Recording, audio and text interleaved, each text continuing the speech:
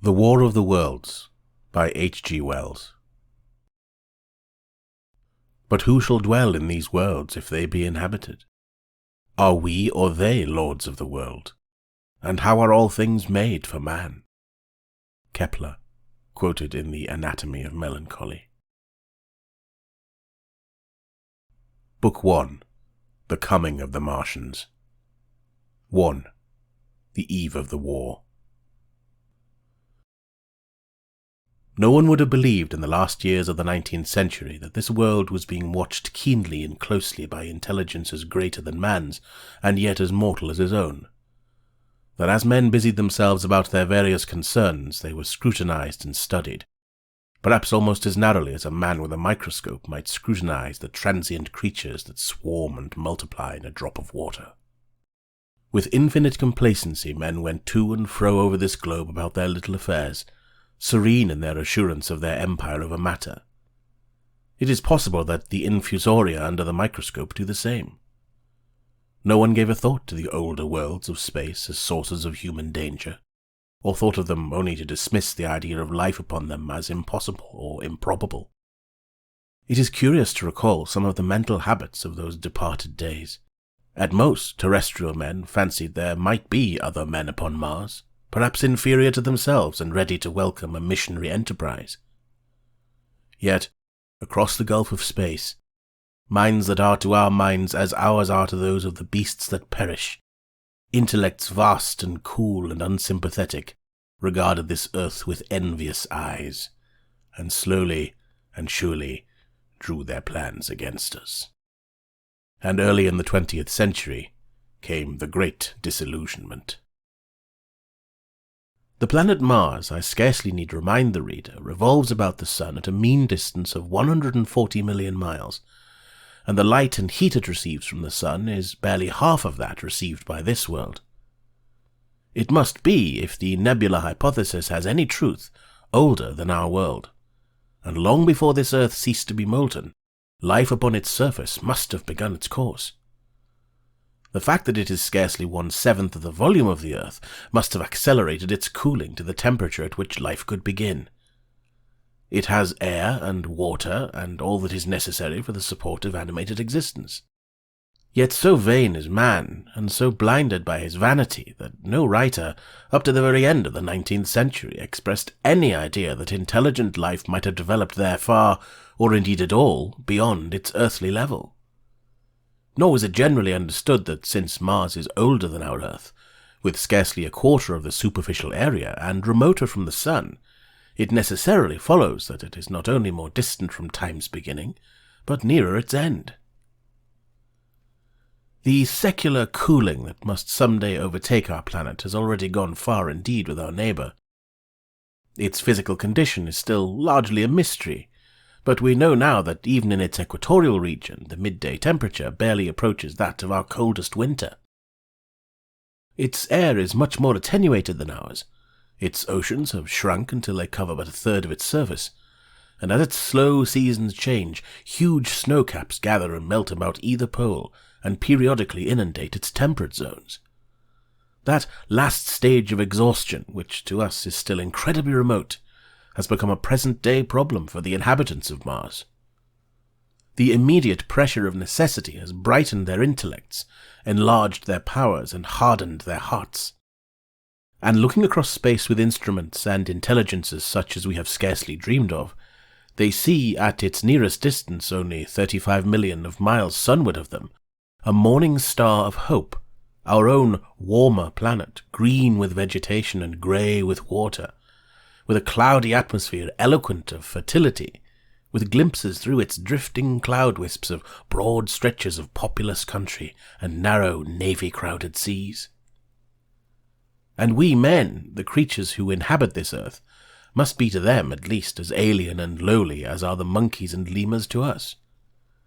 The intellectual side of man already admits that life is an incessant struggle for existence, and it would seem that this too is the belief of the minds upon Mars.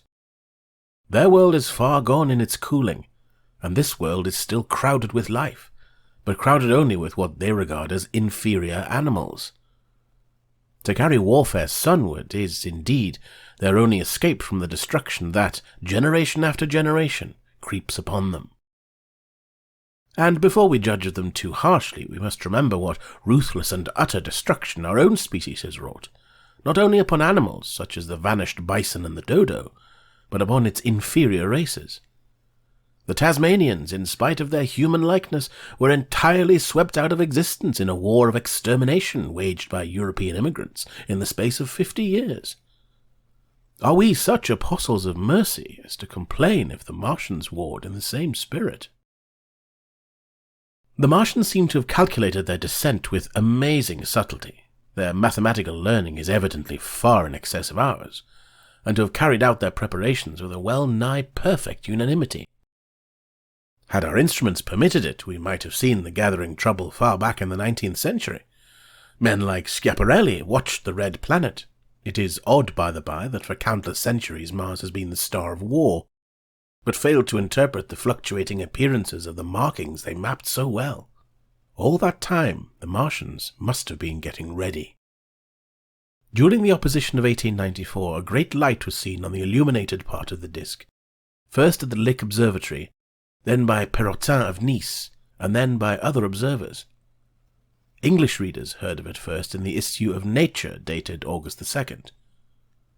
I am inclined to think that this blaze may have been the casting of the huge gun in the vast pit sunk into their planet, from which their shots were fired at us. Peculiar markings, as yet unexplained, were seen near the site of that outbreak during the next two oppositions. The storm burst upon us 6 years ago now. As Mars approached opposition, Lovell of Java set the wires of the astronomical exchange palpitating with the amazing intelligence of a huge outbreak of incandescent gas upon the planet. It had occurred towards midnight of the 12th, and the spectroscope to which he had at once resorted indicated a mass of flaming gas, chiefly hydrogen, moving with an enormous velocity towards this Earth. This jet of fire had become invisible about 12:15. He compared it to a colossal puff of flame suddenly and violently squirted out of the planet, as flaming gases rushed out of a gun. A singularly appropriate phrase it proved. Yet the next day there was nothing of this in the papers except a little note in the Daily Telegraph, and the world went in ignorance of one of the gravest dangers that ever threatened the human race. I might not have heard of the eruption at all had I not met Ogilvy, the well-known astronomer at Ottershaw. He was immensely excited at the news, and in the excess of his feelings invited me to take up a turn with him that night in a scrutiny of the red planet. In spite of all that has happened since, I still remember that vigil very distinctly. The black and silent observatory, the shadowed lantern throwing a feeble glow upon the floor in the corner, the steady ticking of the clockwork of the telescope, the little slit in the roof, an oblong profundity with the stardust streaked across it. Ogilvy moved about, invisible but audible. Looking through the telescope, one saw a circle of deep blue and the little round planet swimming in the field. It seemed such a little thing, so bright and small and still, faintly marked with transverse stripes and slightly flattened from the perfect round, but so little it was, so silvery warm, a pin's head of light. It was as if it quivered, but really this was the telescope vibrating with the activity of the clockwork that kept the planet in view. As I watched, the planet seemed to grow larger and smaller, and to advance and recede, but that was simply that my eye was tired.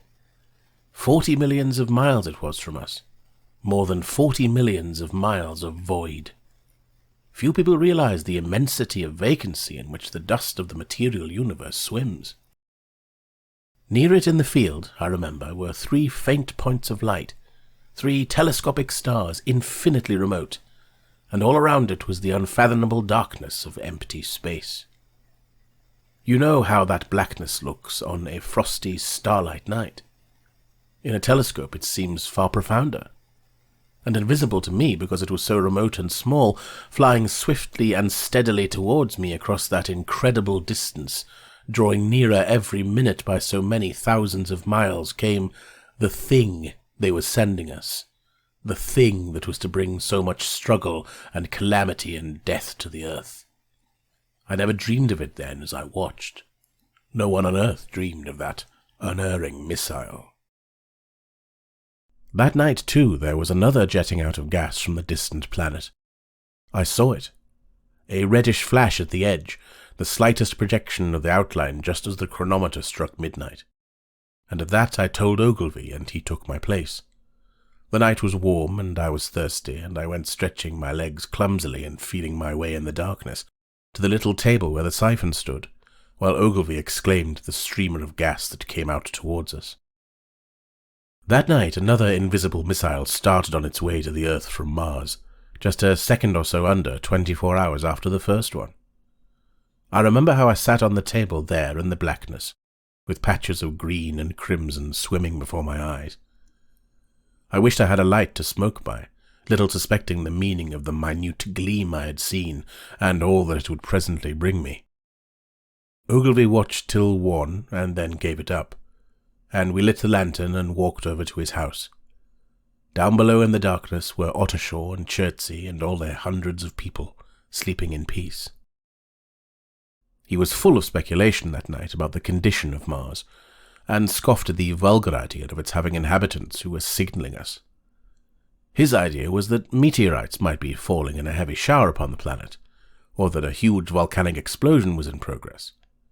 He pointed out to me how unlikely it was that organic evolution had taken the same direction in the two adjacent planets. The chances against anything manlike on Mars are 1,000,000 to 1, he said. Hundreds of observers saw the flame that night, and the night after, about midnight, and again the night after, and so for 10 nights, a flame each night. Why the shot ceased after the 10th, no one on Earth has attempted to explain. It may be the gases of the firing caused the Martians inconvenience. Dense clouds of smoke or dust visible through a powerful telescope on Earth as little grey fluctuating patches spread through the clearness of the planet's atmosphere and obscured its more familiar features. Even the daily papers woke up to the disturbances at last, and popular notes appeared here, there, and everywhere concerning the volcanoes upon Mars. The serio-comic periodical Punch, I remember, made a happy use of it in the political cartoon. And, all unsuspected, those missiles the Martians had fired at us drew earthward, rushing now at a pace of many miles a second through the empty gulf of space, hour by hour and day by day, nearer and nearer.